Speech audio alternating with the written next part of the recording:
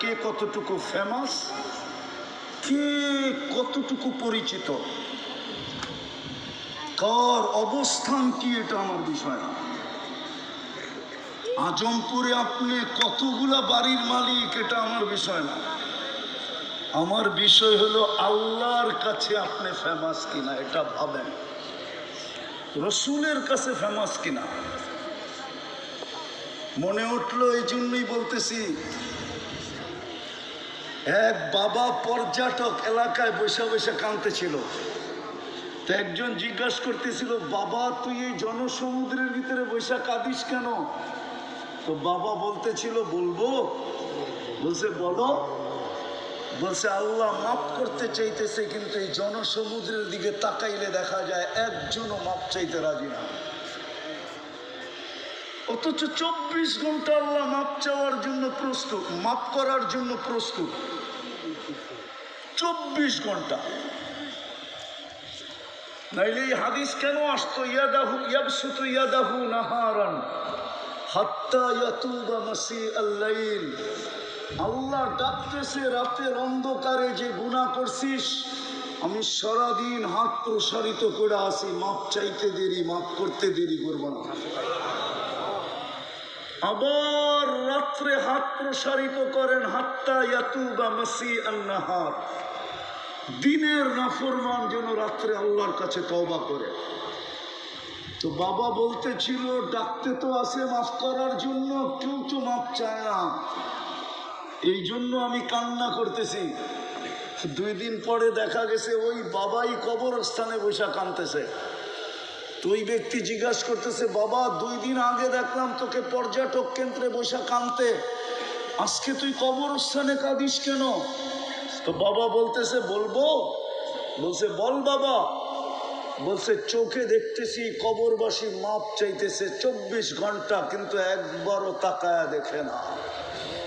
ওইখানে তো ডাকতে ছিল মাপ করার জন্য, কেউ হাত উঠায়া মাপ চায় নাই।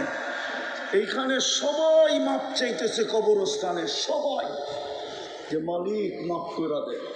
কোরআনও এইদিকে ইঙ্গিত দেয়, কোরআনও এইদিকে ইঙ্গিত দেয়, রব্বানা ইন্নানা আবসারনা ফারজি'না আমাল সালিহা ইন্না লামুকিনুন। কিন্তু আল্লাহ তাকায়ও দেখে না। বিদায় আমার কথার বিষয় হলো যে আপনি আল্লাহর কাছে কতটুকু ফেমাস পাবেন, রসুলের কাছে কতটুকু ফেমাস, আল্লাহর কাছে কতটুকু পরিচিত, রসুলের কাছে কতটুকু পরিচিত। কবরের প্রথম প্রশ্ন কিন্তু এটাই হবে যে তুমি ওনার রঙে কতটুকু রঙিন ছিলা। সত্য এটাই। হ্যাঁ, এক প্রশ্নের জবাব যে মিলায়া দিতে পারবে, বাকি 2টা করাও হবে না আর দিতেও হবে না। কসম খোদার, বাকি 2টার প্রশ্ন করা হবে না আর বাকি 2টা দিতেও হবে না। একটার ভিতরে 3টা ঢুকানো আছে, একটার ভিতরে 3টা ঢুকানো, একটা দিয়ে 3টা কমপ্লিট হবে। আর যদি একটা না দিতে পারলো, তাহলে বাকি 2টো প্রশ্ন জিজ্ঞাসা করা হবে না। বুঝবে একটাই দিতে পারে না, বাকি 2টো দিতে পারবে না। বাকি শুধু সময় নষ্ট করে লাভ নাই। এই জন্য ভাবেন, সূর্য কিন্তু বলতে বলতে ডুবছে। লান আউদ ফি হায়াতিকা আবাদা। ও আজমপুরের মানুষ, হইতে পারে কাল সকালে তোমরা আমাকে কেউ উঠতে দেখবে না। এরকম জমিন আমার চোখে দেখা আছে। আমি ওই জায়গা চিনি যেখানে ঈসা আলাইহিস সালাম জিজ্ঞাসা করছিলেন, কাইফা দাম্মারাকুমুল্লাহু তাদমীরা, আল্লাহ তোমাদেরকে সমূলে মাটির সাথে মিশিয়ে দিল কি করে? তো মাটির নিচের থেকে আওয়াজ আসছিল, বিতনা বিল আফিয়া। আমরা নিশ্চিন্তে ফুর্তি করতে করতে ঘুমায় গেছি। আজকে এই এলাকার প্রত্যেক মানুষ ফুর্তি করতে করতে টেলিভিশন দেখতে দেখতে ঘুমায় যায়। যুবকরা ওই পর্যন্ত নেটের জগতে থাকে যতক্ষণ পর্যন্ত চোখ আর সঙ্গ দিতে থাকে। যখন অপারক হয়ে চোখ বন্ধ হয়ে যায়, তো মোবাইল ডাইনে বামে বা বুকে রেখা ঘুমায় যায়। ওই মাটির নিচের থেকে আওয়াজ আসছিল, বিতনা বিল আফিয়া, আমরা ফুর্তি করতে করতে নিশ্চিন্তে ঘুমায় গেছিলাম। আসবাহনা ফিল হাবিয়া, সকালে উঠা দেখি হাবিয়া দুযোগের ভিতরে। সত্য, আল্লাহ এদিকে ইঙ্গিত দিছেন, লাউ আমারতুল আরদা লাবতাল আতকা ফি বাতনিহা। আল্লাহ বলে জমিনকে হুকুম দিতে দেরি, তোকে পেটে নিতে দেরি করবে না। এইখান থেকে উঠা দাঁড়ানোর সুযোগ হবে না, দাঁড়ানো। আমি বদদোয়া দিতেছি না, বুঝাইতে চাইতেছি, বুঝাইতে। আর আল্লাহর কাছে পরিচিত হওয়ার জন্যই আমাদের পিছে বাজেট।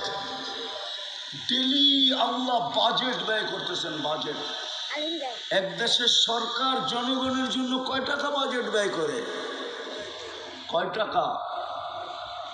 যদি বাজেটই ব্যয় করতো তাহলে হাজার হাজার লক্ষ লক্ষ কোটি টাকা কিভাবে পাচার হইত? ঠিক না? কয় টাকা বাজেট আপনার পিছনে ব্যয় করে? অথচ আল্লাহ ডেলি বাজেট ব্যয় করে কত? যদি পানির দামে অক্সিজেন কিনতে হতো, এই আজমপুরে কারো বাড়ি হতো না, কারো বাড়ি। আমি প্রমাণ দিব, ডেলি 16,500 টাকা পার হেড প্রত্যেক ব্যক্তিকে বিল দিতে হতো। 550 লিটার অক্সিজেন নেই, 30 টাকা পার লিটার। গুণ দিয়া দেখেন, 550-কে 30 দিয়া দেখেন না কত হয়। মোবাইল তো সবার সাথে আছে, মাসে 4,95,000 টাকা বিল দিতে হতো। এই বাজেট ডেলি কে ব্যয় করে? হ্যাঁ, দুই একটা আরো দেখাবো, উচিত দেখানো। আম্মা বিনিআমাতি রাব্বিকা ফাহাদ্দিস। আল্লাহ বলে 24 ঘন্টা তোকে আমি নেয়ামতের ভিতরে ডুবায় রাখি। জিহ্বা আমাদেরকে স্বাদ চেক করে দেয়, স্বাদ। যদি মেশিন দিয়ে করতে হইতো তাহলে বোঝা যেত উত্তরা মেডিকেলে কত বড় লম্বা লাইন হয়, কয় কিলোমিটার না কয়শো কিলোমিটার পর্যন্ত লম্বা লাইন হয়।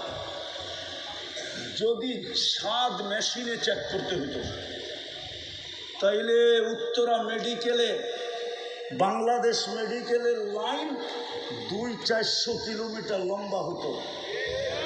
সবাই ডায়াবেটিস এলারা সবাই চিৎকার দিত আগে, ডায়াবেটিস মরা যাইতেছে, আমিও মরা যাইতেছি, আমার 7টা আগে চেক করে দে।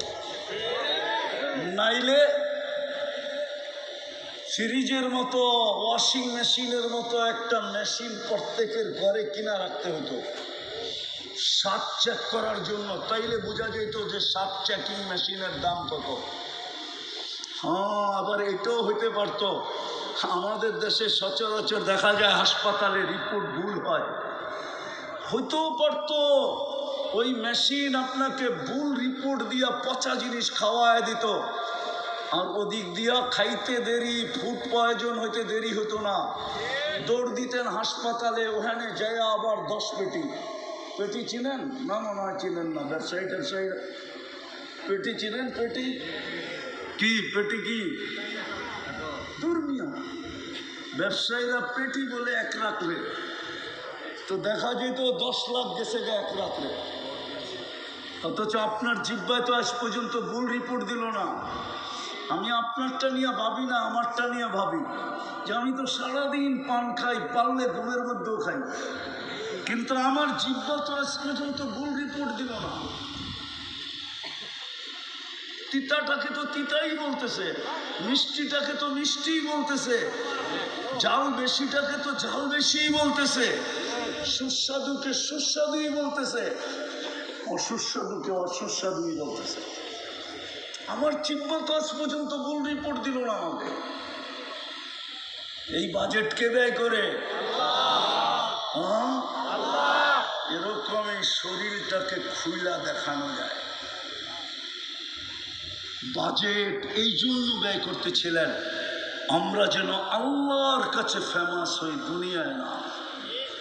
দুনিয়ার ফেমাস আপনি কতক্ষণ?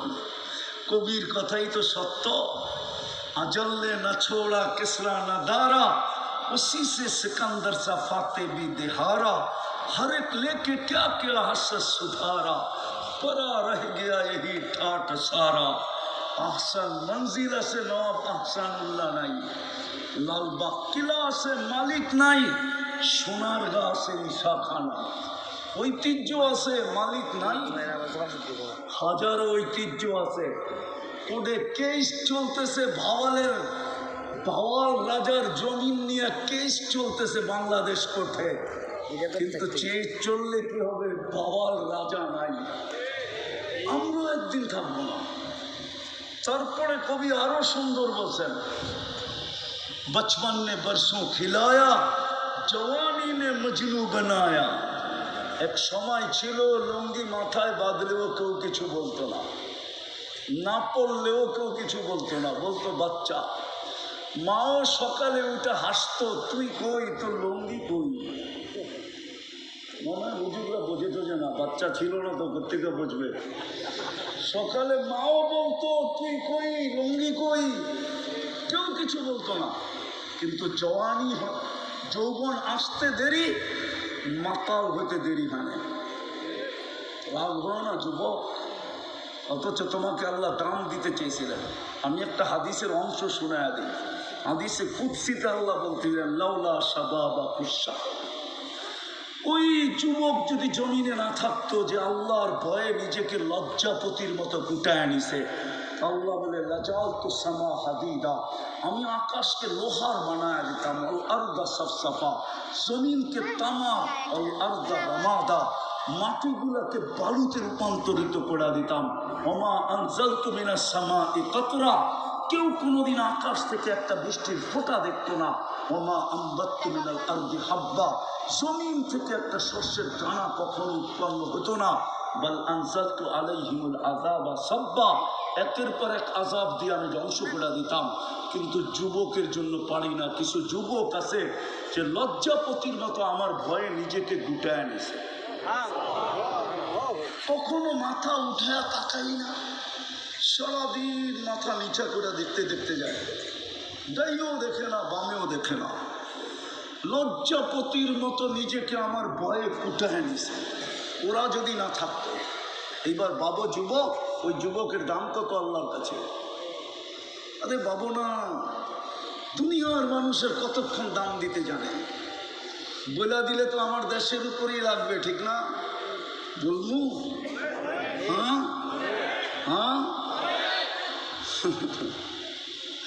হায় হায়, আগস্ট নিয়ে কত তাল বাহানাই তো চলতেছে, ঠিক না? হ্যাঁ, এই তো হলো দুনিয়ার অবস্থা, ঠিক না? হ্যাঁ, সনদ নিয়ে তো কত কিছুই চলতেছে, ঠিক না? হ্যাঁ, অথচ কেউ স্বপ্নে ভাবলেও উঠা দেখতো হ্যান্ডকাপ নিয়ে দাঁড়ায় আছে। যদি বলতো হ্যান্ডকাপ, তুমি না স্বপ্নের ভিতরে দেখতেছিল উল্টা পাল্টা। আমরা কিন্তু এটা টেকনোলজি দ্বারা জেনে ফেলছি, তুমি স্বপ্নের ভিতরে উল্টা পাল্টা দেখতেছিলা, চিতার কাজ দেখতেছিলা, এই জন্য তোমাকে হ্যান্ডকাপ পড়াইতে চলে আসছি। আর যেই যুবকরা তাজা রক্ত দিয়া স্বাধীনতা এনে দিল, ওদের সনদ নিয়ে তাল বাহানো। এটা হলো দুনিয়ার চিত্র। এটা আমার আলোচ্য বিষয় না, আমি বিষয়ে আলোচনাই করি না, কিন্তু বোঝানোর জন্য বলতেছি। যুবক, তোকে দুনিয়ার মানুষ সম্মান দিলে আর কতটুকু দিবে, কতক্ষণ দিবে? বিশ্ব সুন্দরী তো একবারের বেশি দুইবার হওয়া যায় না।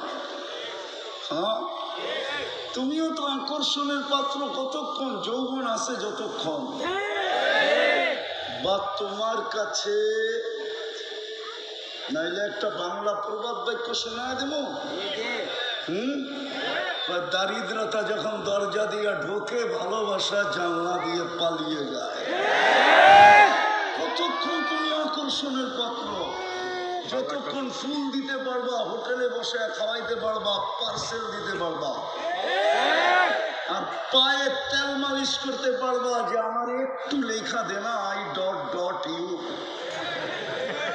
এতক্ষণই তুমি আকর্ষণের পাত্র। বোঝো তো না, তোমরা স্যাক খাওয়ার পরেও বোঝো না।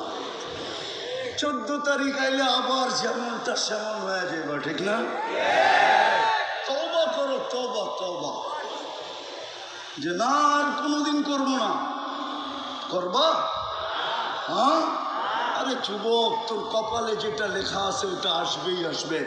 তোর পায়ে তেল মালিশ করে আসবে, তেল মালিশ করে, তোর মালিশ করতে হবে না। হ্যাঁ হ্যাঁ, হুজুরদের জিজ্ঞেস করো, কোরআনে লেখা আছে। না আসবে না তেল মালিশ করা? আসবে না? না হুজুরে না করে আসবে?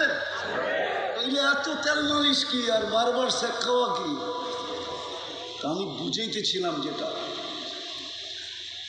এই জন্যই আমাদের পিছনে দেয় যে আল্লাহর কাছে ফেমাস হও। আর আল্লাহর কাছে ফেমাস বানানোর জন্যই মুহাম্মদুর রাসূলুল্লাহ, এই উম্মতকে আল্লাহ বেশি পরিশ্রম করাইতে চান না। যদি বেশি পরিশ্রমের দরকার হতো তাহলে দুইবার এই উম্মতের সাথে আল্লাহ এই উম্মতের কনসিডার করতেন না। কনসিডার 15 বৎসর পর্যন্ত, প্রাপ্ত বয়স্ক হওয়া পর্যন্ত নিষ্পাপের খাতায় লেখা থাকে, কলম বিরুদ্ধে